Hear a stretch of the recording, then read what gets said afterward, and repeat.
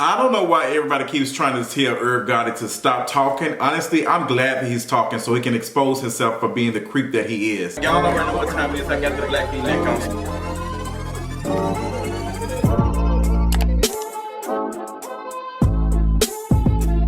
What's going on, you all? I've been ready to talk about this since the story broke, and honestly, Irv Gotti is a creep. He's more than that, but that's the best word I can use for YouTube, to be honest. But we've seen the clips. We've seen him, his last interview. He's been really ragging on Ashanti for the probably like the last year, since Ashanti has talked about re-recording her music, and she's just trying to do her own thing and trying to make her own coins because she was more than likely screwed while she was signed to this label and stuff. So now this man has been constantly in interviews talking about Ashanti, and now he has revealed, which we already knew, that he had a relationship with Ashanti. But girl, the way this man described how he first kind of made any type of contact or anything with Ashanti was really disgusting. So BET is airing the docuseries about Murder Inc. and everything. I think it's like 5 episodes, and I think this was the 3rd episode that recently just came out. And in this recent episode, he talks about him and Ashanti, in the studio and whatever. He was about to drop her off. Let me read you the transcript of what he said. "I'm separated from Deb. I'm on my own. And Ashanti's come to the studio every day, and our friendship and bond is naturally growing. She used to wear these juicy sweats, and her ass was looking fat. Her ass was looking great. So one day I was like, yo, I'll take you home. Bet, cool. We are walking to her front door of her crib. She turns around and says goodbye. I just kiss her and grab her ass and just, mwah. It was like, what took you so long? Are you okay? Are you okay? Don't. Yes, Ashanti is 19, 20 around this time, but Irv Gotti is the CEO of Murder Inc. He is this multi-millionaire, this man who is in charge of her career. 19, 20-year-old versus somebody who is having that much power, able to make or break your career. Girl, are you okay? And I'm actually glad that Irv Gotti is talking, because this is something that is consistent in the industry, how female artists, female anything, are preyed on by folks like this. It's disgusting. This is it makes me think about, go back some years ago, where Rick Ross was talking about he would never sign a female artist or a female rapper or whatever unless he gonna hit first. He literally made that comment. And we see these men are predators. It's not even necessarily for them to be in a position of power because they want the money. It is the power they have to make folks, interested in them. Irv Gotti, this. You were married to some, I was separated from my wife. Girl, you are 30 years old. This girl is innocent. She's young. She's trying to break into the music career. She's trying to do her thing. And you too busy trying to get a relationship with her. And we know that it wasn't quote unquote love. And it was just we were meant for each other and whatever, whatever. We got to tell ourselves to make it not look that bad. But it's also how you've been reacting to the fact that this woman wants nothing to do with you. Ashanti is not talking about, she is minding her own business. Matter of fact, the only thing that she said, on Instagram was girl, thank y'all. Shout out to y'all. That's the only thing she said. And I'm listening to The Breakfast Club. I'm listening to Rumor Talk, with Angela Yee, Rumor Mill or whatever the hell it's called.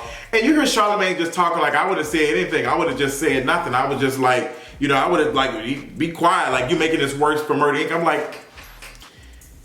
we are hearing a story of a 30-year-old man who is the CEO of this company and who is in control of this girl's career, make a sexual advance to her. This is sexual harassment. This is disgusting. This is disgusting. Are y'all okay? We're talking about don't have Murder Inc. looking bad. This woman, this girl, this 19-year-old, 20-year-old is experiencing something like that. This is inappropriate. That's how strong this stuff is, that we're not even second. Yes, a lot of the girls came out and dragged it and was rightfully going in and all this other stuff, but the fact that BET even aired this, like I know it's a docuseries and all this other stuff, but this man is laying up in a chair and he feels like he just big bad. Like the way he's described, it is disgusting. Like I'm like, that's why, and you know what? There's other conversations, but I don't feel like this is a safe space to talk about it.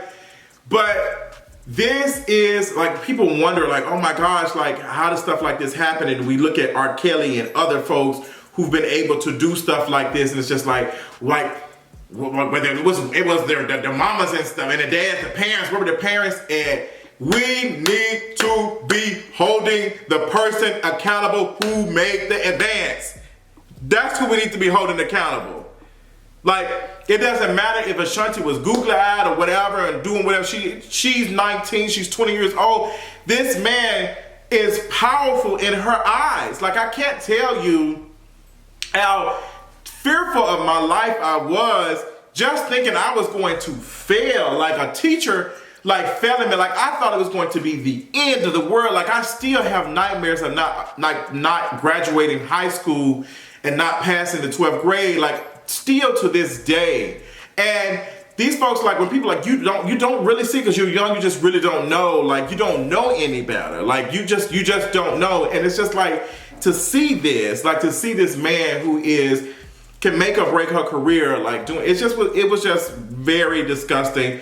And a lot of folks went off on social media. Girl, they was going off. They was like, oh girl, this is not it. Like they didn't realize how bad it was until you see this man, the way he's describing. He just think he's just Billy Bad. And he's like, yeah, I was able to pull Ashanti. And we've seen how he's been acting, like he's been upset. And, you know, oh, she was talking to Nelly. And it's like, bro, you grown? Are you okay? Like, you're a grown man. That don't make no sense. Like, bro, are you okay? Like, this girl was 19, 20 years old. And you are, like, her person that's supposed to help her develop her career and all this other stuff. And you can't help her. Like, because you're too busy. You're trying to date her. And it makes me think about, like, this is why conversations about desirability are so important, because people who benefit from desirability are also preyed upon. Like you have Ashanti, this 19, 20-year-old girl who is desirable in her own right. She's very beautiful and stuff, but this person is trying to take advantage of her. Like this person is taking advantage of her. And like, it was just an inappropriate relationship. And there are probably other folks who are just as talented who will not be able to be seen by someone like Irv Gotti, because Irv Gotti doesn't find them attractive or doesn't want to make advances, so they're probably not going to see them. So some folks who are getting chosen and stuff are getting chosen simply because this man in the position of power is thinking about themselves. It's thinking about it. I mean, we've seen the clips, we've seen Rick Ross, when one of the girls was out, I can't remember the girl, she was on Love and Hip Hop, sounded a mess. Who, I can't think her name was Brittany. She was singing and sounded a mess. Rick Ross was praising her, but the other girl, she had like a fro and stuff, sounded amazing. And Rick Ross was like, girl, you need to work on this and that, because he didn't see anything in her. And like, we need to talk about patriarchy even more. That's why, like I said, I love the interview with Megan Thee Stallion and Young Miami, because these are the things that we need to continue to talk about, because it's not talked about. And we wonder like, oh my gosh. And people know that Irv Gotti was doing stuff like this. Like, people knew that. Nobody called it out and stopped it or whatever. But it was really, really inappropriate. And it's all causing harm to Ashanti. Yes, she doesn't seem to be, from what we see on social media, like shook by it or really don't care too much about it. But that is, I'm pretty sure that's traumatizing and triggering for her to relive that whole situation, because we don't know in her right mind, like, if, like, was she truly interested in him, or was she like feeling like that she had to do this to considering her career and all this other stuff. Like, girl, it's not a good place. And I'm like, this is airing, like, this is on BET, like, this is like this whole docuseries has created a space for this man to relive his predatory ways, like for him to talk about the things that he done, and with no accountability. And a lot of folks will look at it like, oh, it's creepy, disgusting. Like, no, this is completely wrong. It was not right. And because a lot of people who came out and talked about it, even like the Shade Room reposting, other folks were talking about it.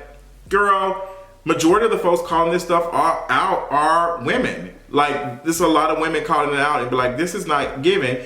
Because the men don't see no issue with this. The men don't see nothing wrong with it, but you got a lot of women who are calling this stuff out and like, girl, this is inappropriate and this is not good. And this is disgusting. But hardly barely in the scene any men talk about this. And this is what we talk about, protecting black women. Like, this is what that means in this type of situation. But girl, I don't, at the same time, I hate that he's saying this stuff, but I'm glad that he is exposing how a lot of men in the industry and positions of power are, and how they will act, and how they will treat your daughters and your cousins, your sisters and stuff, if they're given the opportunity. Like, girl, like, it's a big thing in the industry, and we really got to call it out. But girl, tell me what y'all thought about it. Y'all seen the docuseries? I have not been watching it. I'm not interested in watching it. And some folks will say, oh, people gonna watch this even more considering this. Irv Gotti ain't got nothing to talk about that I'm interested in. Period.